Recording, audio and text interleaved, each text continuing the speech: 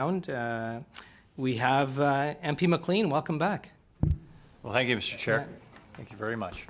And the officials are exactly where? There are 56 officials, I believe, virtual. 56 officials, and me asking questions. From 12 departments and agencies, yes. Okay, and they're on screen? Are they logged into Zoom? Is it weird? Okay, good. Yeah. Thank you. Mr. Chair, my first question is going to be, and I've gone through much of Bill C-19 here. My first question, of course, is from a natural resources perspective. There's nothing in here for the natural resources sector, and there was significant amount in the budget concerning the natural resources sector, particularly, and I'll dwell on one first of all, a new carbon capture, utilization, and storage regime. Now, I know that it's been a long time coming. This government's taken a lot of time, and it voted down a piece of legislation I put on in front of Parliament over a year ago to start getting carbon sequestered in Canada, where a year later, emissions have continued and we have no regime. So I was expecting something in this Budget Implementation Act on carbon capture, utilization, and storage. So if any official can walk me through, because we do need certainty, and the industry is trying to work with the government and getting a regime here that works for making a better environmental outcome for Canadians. If we can get some certainty and somebody can explain to me why there's nothing in this Budget Implementation Act for moving this process forward on the tax regime to deal with carbon capture, utilization, and storage, I would be very pleased. Anybody?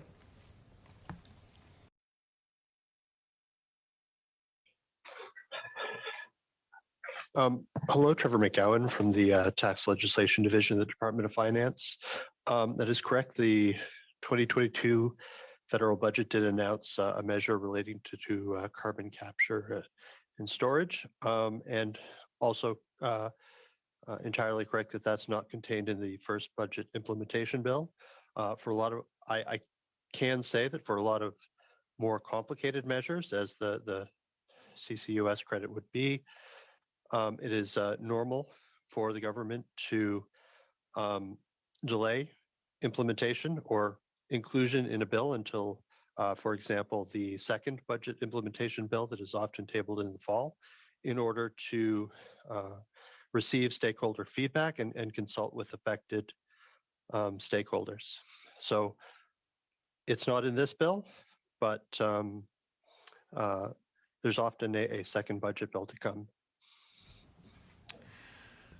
Well, receive stakeholder, and I appreciate the response.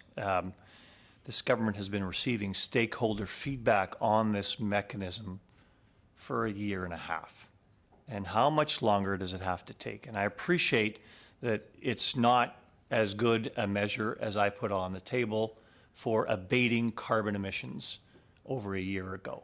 However, we still need to start from somewhere and get this moving along. It's not something that industry wants to do in the rearview mirror. They want a regime where they can actually look at and say, this is how we abate carbon, this is where the tax credit, this is where the costs of abating carbon will be shared through society. And you're telling me now it's going to wait another 6 months before industry gets that look at how that tax expense will be shared? Is that what I'm hearing? As I noted, it's not contained in Bill C-19. The measure is not contained in Bill C-19. It will ultimately be a decision for the government as to which legislative vehicle the measure would be included in. But as I said, it's fairly normal course for some of the more complicated measures to be announced in a budget.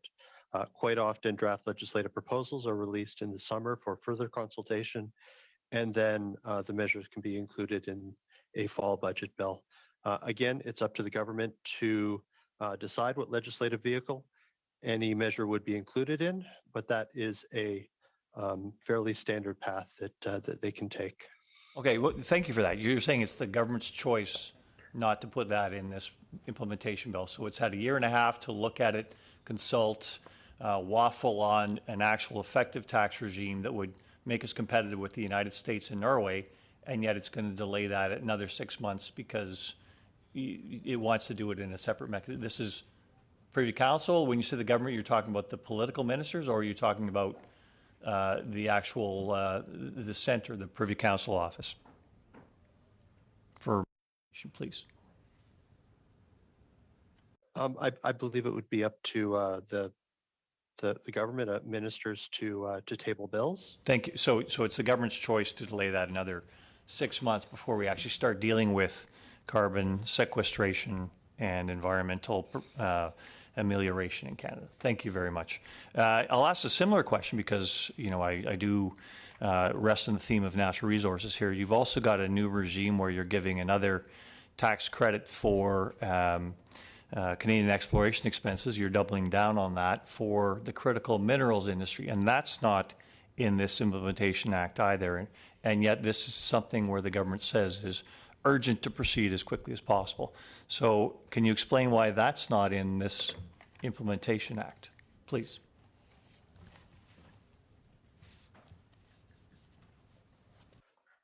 Thank you for the question. As I noted earlier, I think my response would be the same actually to this question, but it is a decision for the government as to what measures get included in a bill, and it's a fairly normal procedure for some of the more complex measures or some of the measures that might benefit more from stakeholder engagement to have that additional stakeholder engagement after the tabling of the first budget bill through the summer, and quite often those amendments can be included in a subsequent budget bill.